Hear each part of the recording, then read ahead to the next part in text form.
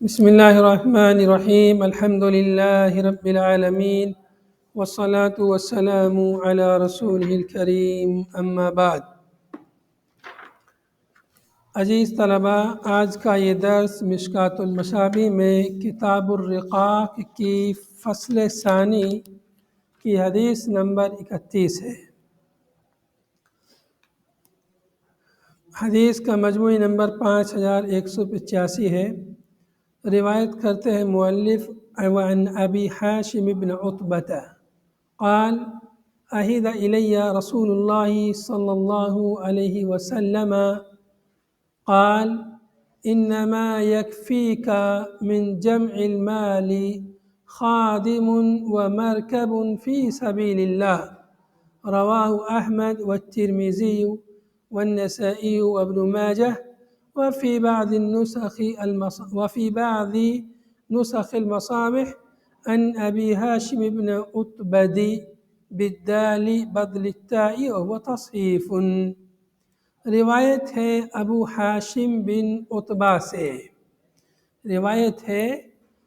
حاشم بن عتبہ سے، کہتے ہیں کہ عہد الی رسول اللہ صلی اللہ علیہ وسلم، کہ رسول اللہ صلی اللہ علیہ وسلم نے مجھ سے عہد لیا، یا مطلب ہے اس کا کہ اوصانی رسول اللہ صلی اللہ علیہ وسلم، کہ رسول اللہ صلی اللہ علیہ وسلم نے مجھے وصیت فرمائی۔ عہد الیہ کا مطلب کیا ہے؟ کہ رسول اللہ صلی اللہ علیہ وسلم نے مجھے وصیت فرمائی یا مجھ سے عہد لیا۔ کیا عہد لیا؟ قال، کہتے ہیں کہ اللہ کے رسول نے ارشاد فرمایا انما یکفیک، کہ یقیناً تمہارے لیے کافی ہے، من جمع المال، تمام اموال میں سے، خادم و مرکب، ایک خادم اور ایک سواری، فی سبیل اللہ، اللہ کے راستے میں۔ کیا کافی ہے تمہارے لیے؟ ایک خادم اور ایک مرکب یعنی جس پر سوار ہویا جائے، یعنی سواری، چاہے وہ گھوڑے کی سواری ہو یا جو ہے گدھے کی ہو یا اونٹ کی ہو، یا اس زمانے کی جو سواریاں ہیں موٹر سائیکل ہے یا اور گاڑی ہے وغیرہ۔ فی سبیل اللہ، اللہ کے راستے میں۔ اللہ کے راستے میں مطلب جہاد میں سواری کی ضرورت ہوتی ہے، یا حج کرنے کے لیے سواری کی ضرورت ہوتی ہے، یا طلب علم کے لیے سفر کرنا ہے اس کے لیے سواری کی ضرورت پڑتی ہے۔ یہ سب سفر جو ہے سبیل اللہ میں داخل ہیں۔ ویسے قرآن پاک کے سیاق میں سبیل اللہ سے مراد جو ہے جہاد ہوتا ہے، اور طلب علم بھی اس زمانے میں یا حدیث میں بھی اس کا ذکر ہے، یہ بھی ایک قسم کا جہاد ہے۔ اور خادم کی بھی انسان کو ضرورت پڑتی ہے جو اس کا تعاون کرے، اس کی مدد کرے، اس کی خدمت کرے، خاص طور سے جہاد کے سفر میں یا کسی اور سفر میں، یا سفر نہ ہو تب بھی جو ہے اس کی ضرورت پڑتی ہے۔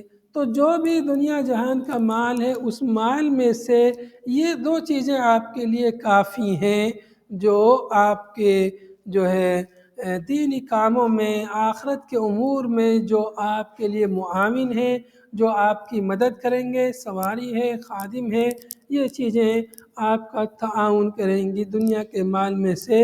ان چیزوں پر اکتفا کرو تو یہ تمہارے لیے کافی ہے۔ یہ حدیث یہاں پر مختصر ہے۔ یہ جو صحابی رسول ابو حاشم بن عتبہ ہیں، یہ فتح مکہ کے موقع پر ایمان لائے تھے۔ حضرت معاویہ بن ابو سفیان رضی اللہ عنہ کے یہ ماموں ہیں، معاویہ بن ابو سفیان کے ماموں ہیں۔ جس وقت یہ بیمار تھے آخری عمر میں، ان کو طاعون کی بیماری تھی، تو ان کی زیارت کے لیے، عیادت کے لیے حضرت امیر معاویہ رضی اللہ عنہ گئے تھے۔ تو ان کے ماموں تھے، چونکہ وہ جب یہ امیر معاویہ رضی اللہ عنہ ان کے پاس گئے تو یہ رونے لگے، ان کی آنکھوں سے آنسو جاری ہو گئے۔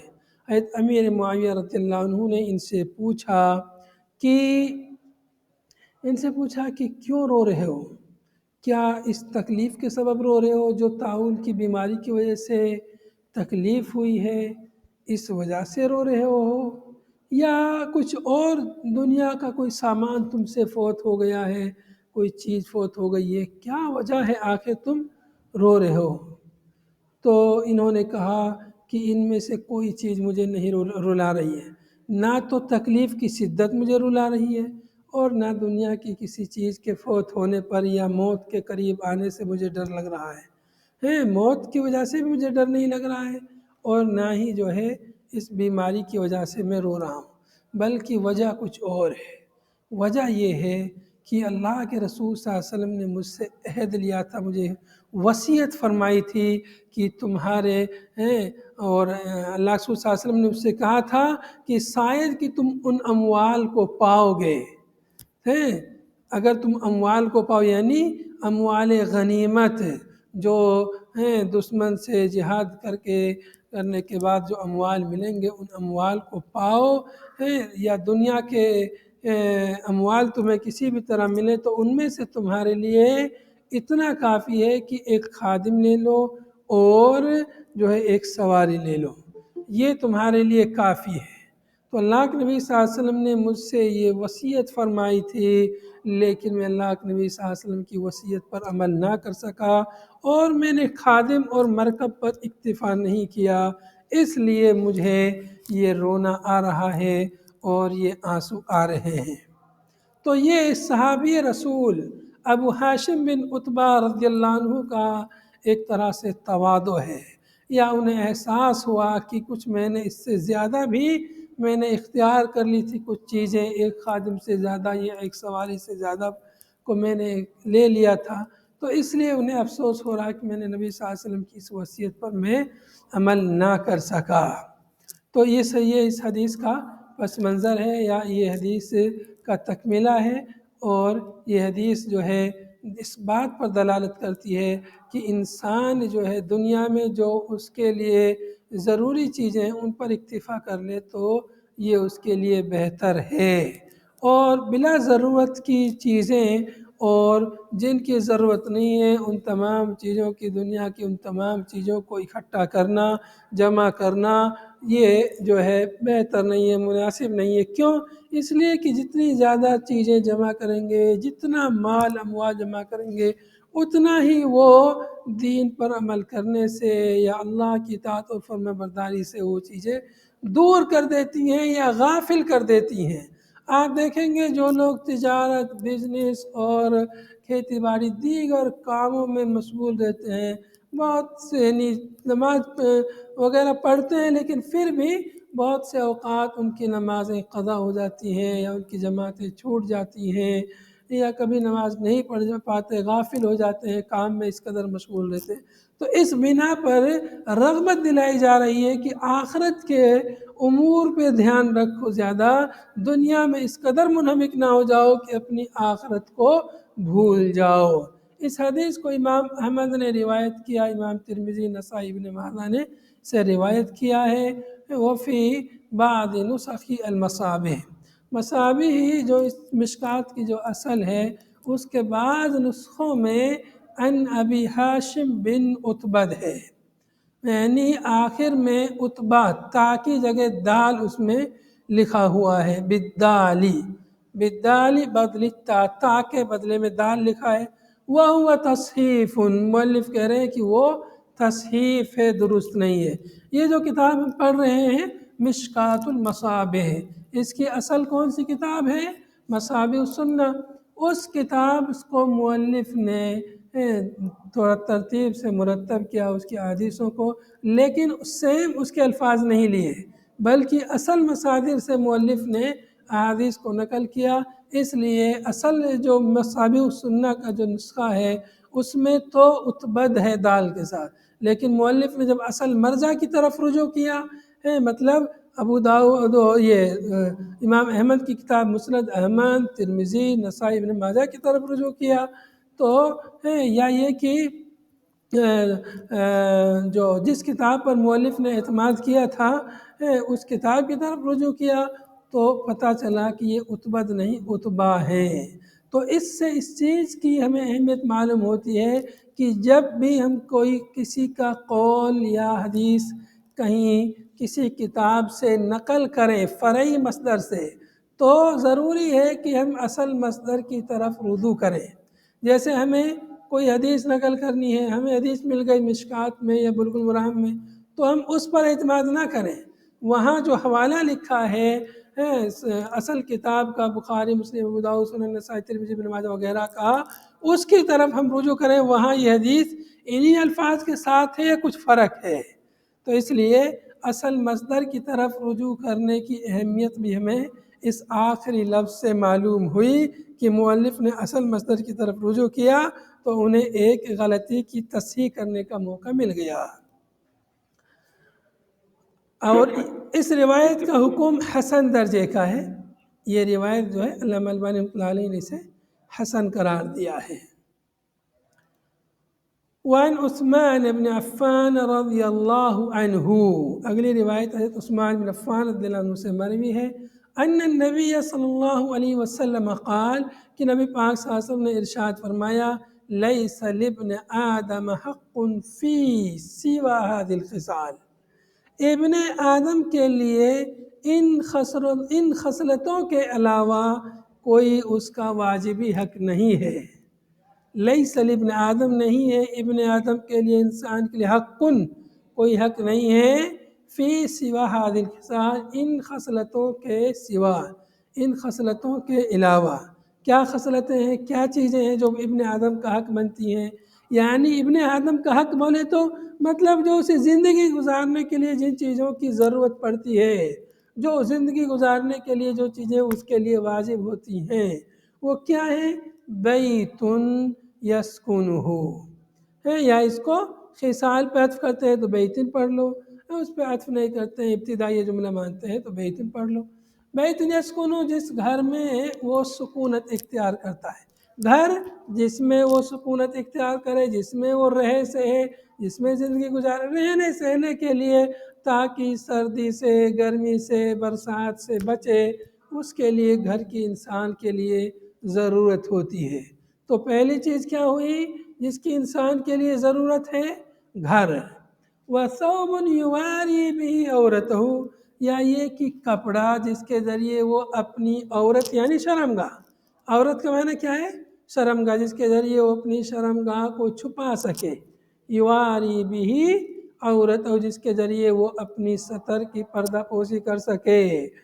تو ستر جو ہے، مرد کا جو ستر ہے وہ جو ہے اس کی ناف سے لے کر اس کے گھٹنے تک ہے، باقی نماز کے لیے کندھے سے لے کر گھٹنوں کے نیچے تک جو ہے ڈھکنا ضروری ہے نماز میں، کندھوں سے لے کر گھٹنے کے نیچے تک، مطلب کندھے سے اوپر ڈھکنا ضروری نہیں ہے، ڈھک لے تو بہتر ہے ورنہ ضروری نہیں ہے۔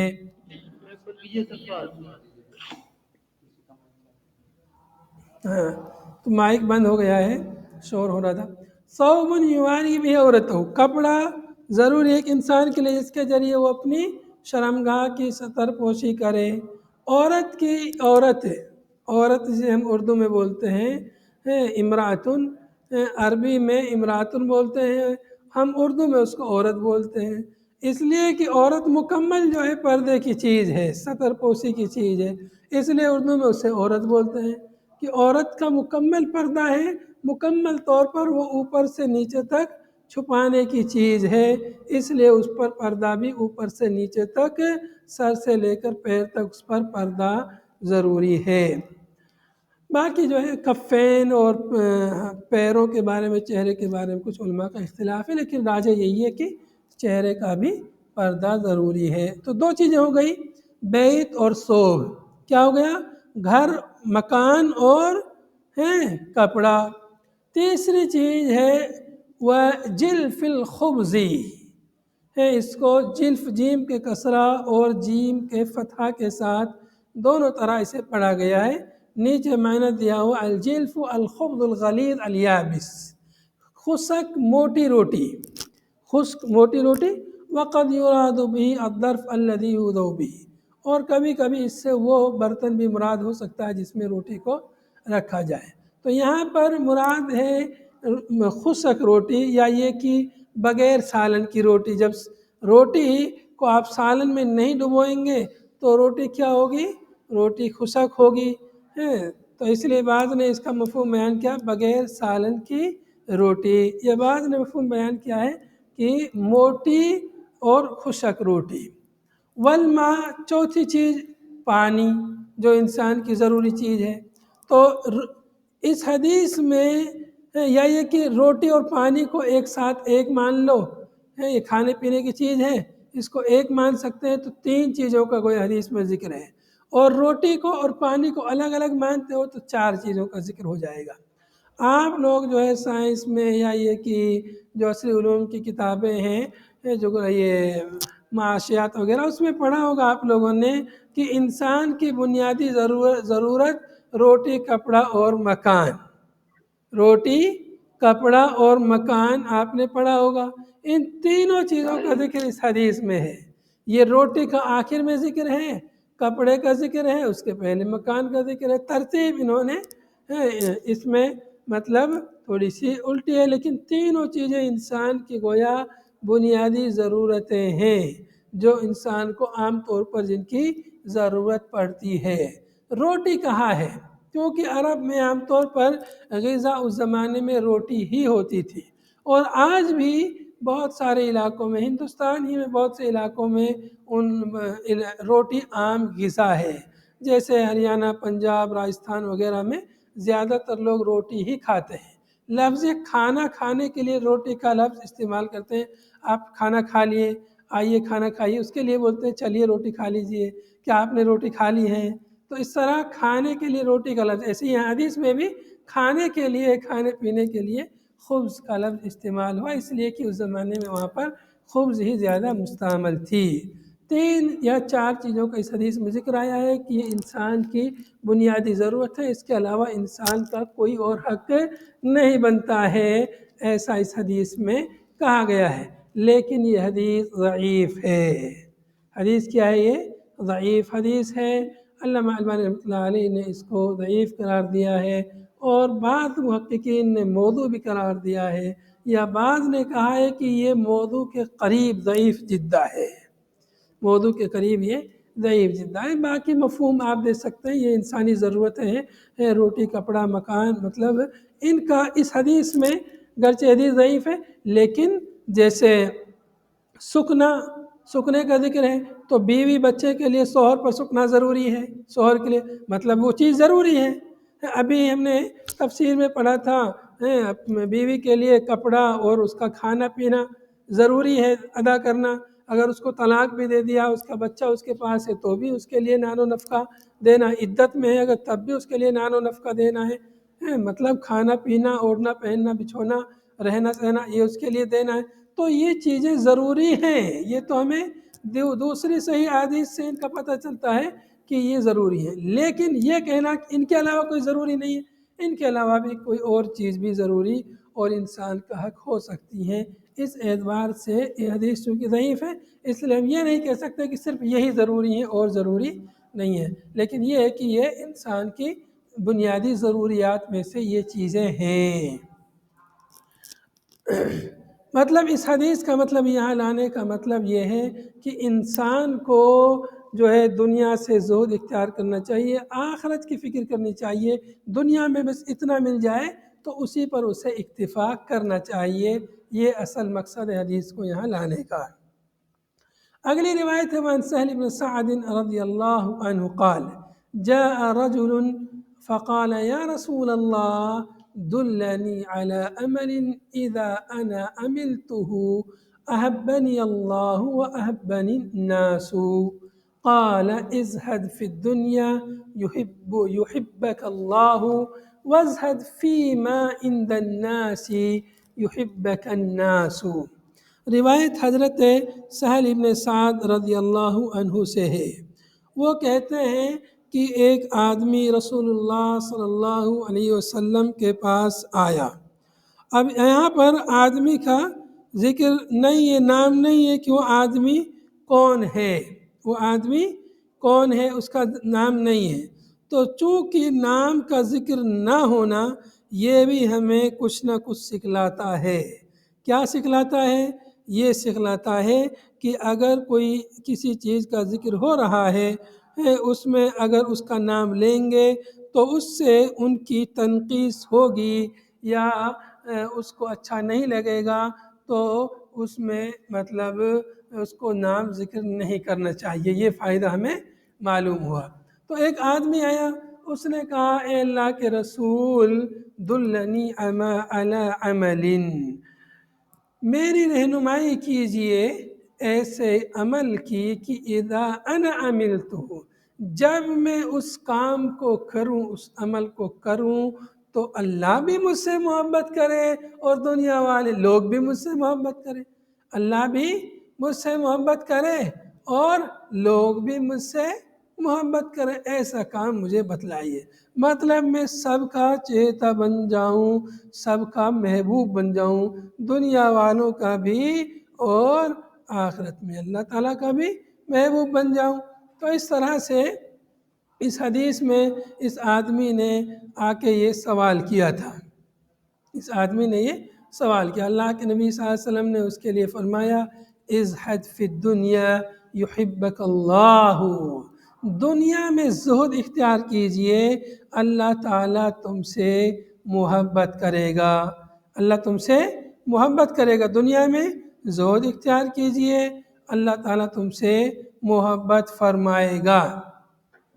وَازْهَدْ فِي مَا عِنْدَ النَّاسِ يُحِبَّكَ النَّاسُ، اور اس چیز میں زہد اختیار کیجئے جو لوگوں کے پاس ہے، لوگ تم سے محبت کرنے لگیں گے۔ لوگوں کے پاس کیا ہے؟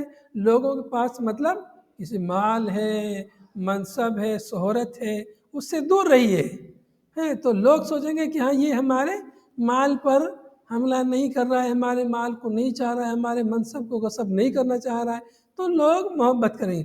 لیکن ایک آدمی منصب پر ہے اور آپ چاہتے ہیں کہ آپ اس کی کرسی پہ جا بیٹھیں، آپ اس کے منصب کو حاصل کر لیں، اس کی کرسی چھین لیں، یا اس کے پاس مال ہے، اس کا مال آپ کو آ جائے، ایسا چاہیں گے تو ظاہر سی بات تو کوئی آپ کو پسند نہیں کرے گا، تو اس لیے اس کے مال سے دور رہیے۔ زہد کا مطلب ہی کیا ہے؟ زہد کا مطلب ہے دنیا سے بے رغبتی اختیار کرنا، یا جن چیزوں کی ضرورت نہیں ہے، زائد چیزیں ہیں، ان سے بے رغبتی اختیار کرنا۔ تو یہ اصل زہد ہے جو وہ کب ہے؟ اصل زہد جب ہوتا ہے انسان کے پاس موجود ہے، وسائل موجود ہیں، مال بھی موجود ہے، دنیا کی چیزیں موجود ہیں، پھر بھی وہ ان سے بے رغبتی کا اظہار کرتا ہے، ان میں وہ دلچسپی نہیں رکھتا، اپنی آخرت کو ترجیح دیتا ہے۔ ایسا نہیں کہ اس کے پاس بہت مال ہے تو مال کو دکھاتا پھرتا ہے، بہت زیادہ ٹھاٹ باٹ سے رہتا ہے، بہت ہائی فائی کپڑے وغیرہ وغیرہ، تو ان تمام چیزوں میں وہ بچ کے رہتا ہے، یہ حقیقی زہد ہے۔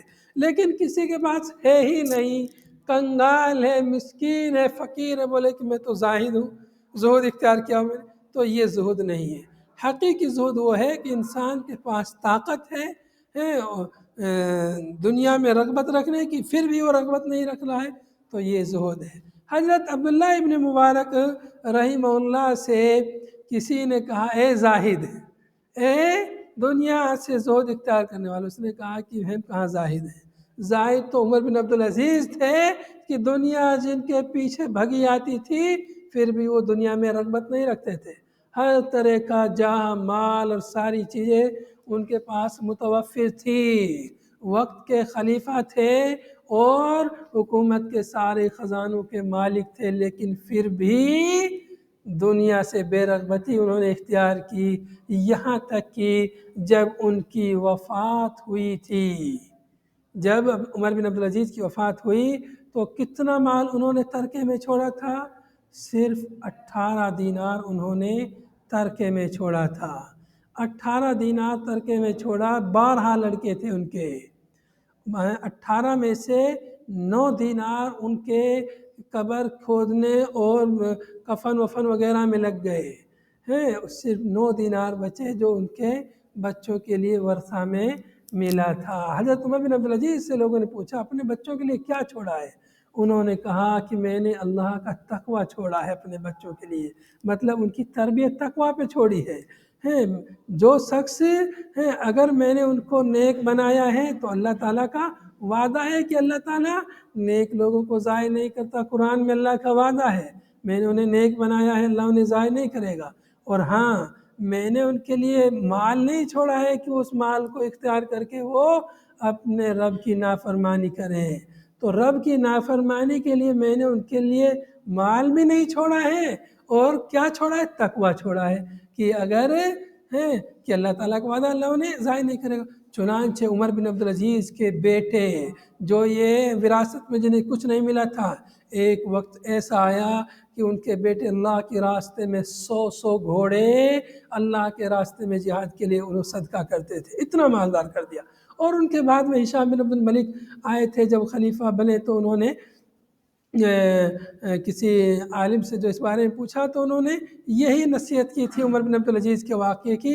اور ایک دوسرا خلیفہ اس نے بھی 12 بیٹے چھوڑے تھے، اور ہر بیٹے کو 10 لاکھ درہم جو ہے اس زمانے میں انہیں وراثت میں ملے تھے، لیکن اس کے بعد میں ان کے بیٹے لوگوں کے سامنے ہاتھ پھیلاتے تھے۔ 10 لاکھ درہم پانے کے باوجود بھی وہ لوگوں کے سامنے ہاتھ پھیلاتے تھے۔ تو اس لیے تقویٰ، اللہ کا تقویٰ، بچوں کی صحیح تربیت کرنا، یہ سب سے مین اور اہم ہے۔ اور مطلب زہد اختیار کیا عمر بن عبدالعزیز نے، یہ نہیں سوچا کہ بچوں کا کیا ہوگا، ان کی اچھی تربیت کی، اللہ رب العالمین نے انہیں خوب ترقی دی۔ بہرحال یہ حدیث جو ہے یعنی دنیا سے بے رغبتی پہ دلالت کرتی ہے، اور آخرت کی طرف دھیان دینے پر توجہ دلاتی ہے۔ اس حدیث کی سند گرچہ ضعیف ہے، علامہ البانی رحمۃ اللہ علیہ نے ریاض الصالحین کی تحقیق میں کہا ہے کہ یتقوی بغیر طریقہ، یہ دوسرے طریقوں سے حدیث جو ہے تقویت کو پہنچتی ہے، اور شواہد کے ذریعے یہ حدیث جو ہے صحیح کے درجے کو پہنچ جاتی ہے۔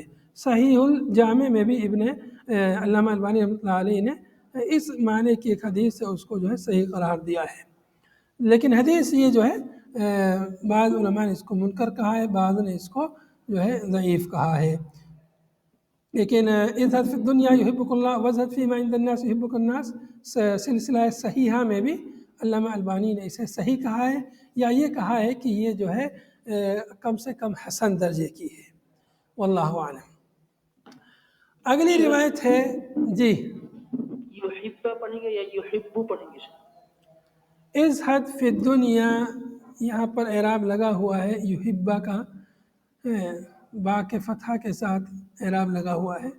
اذھب فی الدنیا یحبک اللہ، دنیا میں زہد اختیار کیجئے کہ اللہ تم سے محبت کرے گا، واللہ عالم۔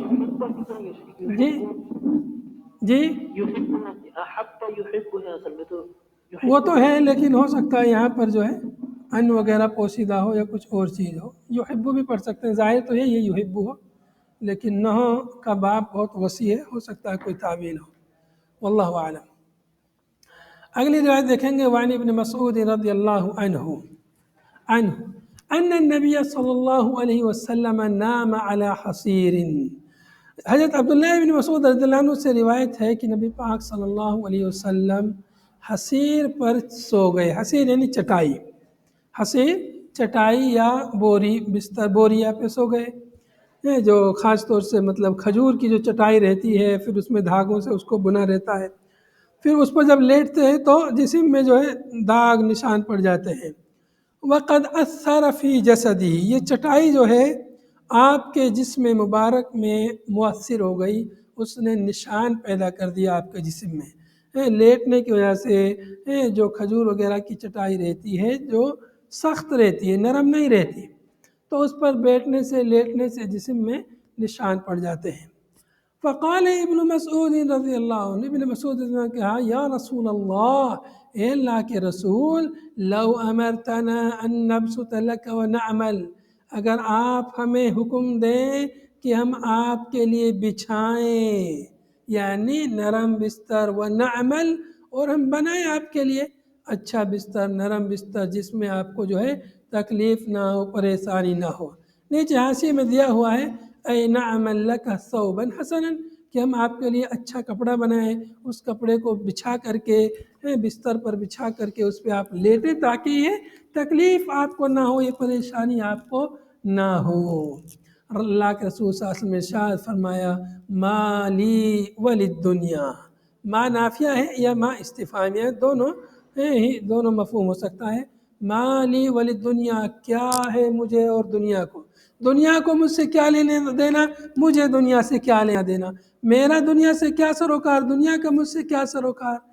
ماں کو اگر استفہامیہ معنی میں لیتے ہیں تو یہ مطلب بنے گا کہ مجھے دنیا سے کیا لینا دینا، یہ سب دنیا کا آرام ہے، اچھا نرم گرم بستر ہوگا، یہ سب دنیا کا یعنی ایک آرام ہے، چند دن کی دنیا ہے، تو دنیا کو مجھ سے کیا لینا دینا، مجھے اس سے کیا فرق پڑتا ہے، جیسے زندگی گزر ہو رہی گزر ہونے دو۔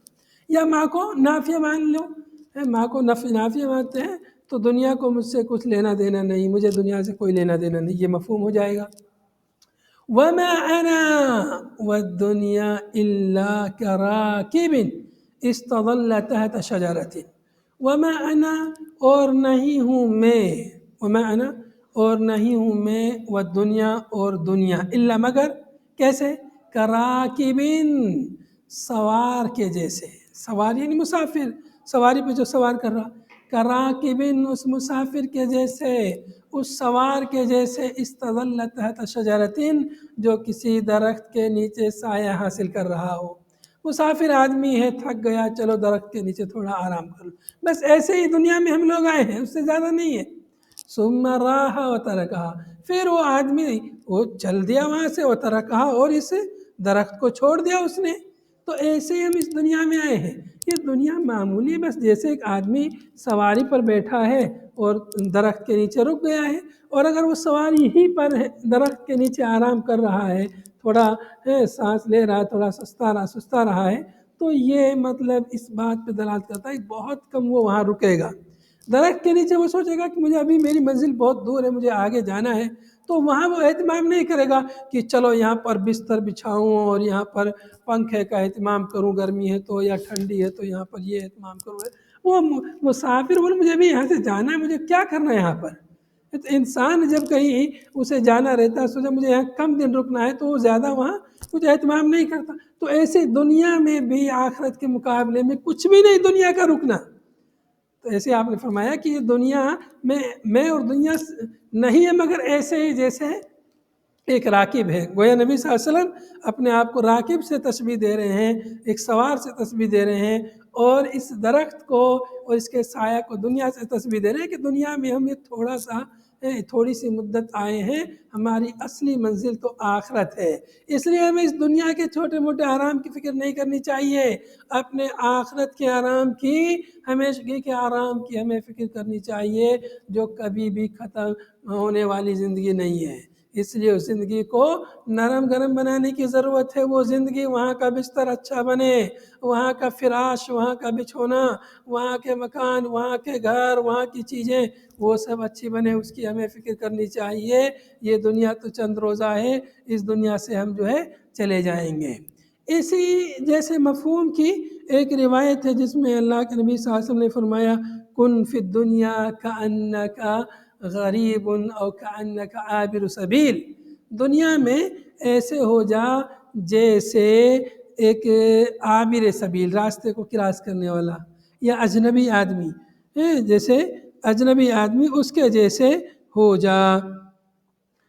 تو اس حدیث سے بھی اس حدیث کے مفہوم کی جو ہے تائید ہوتی ہے۔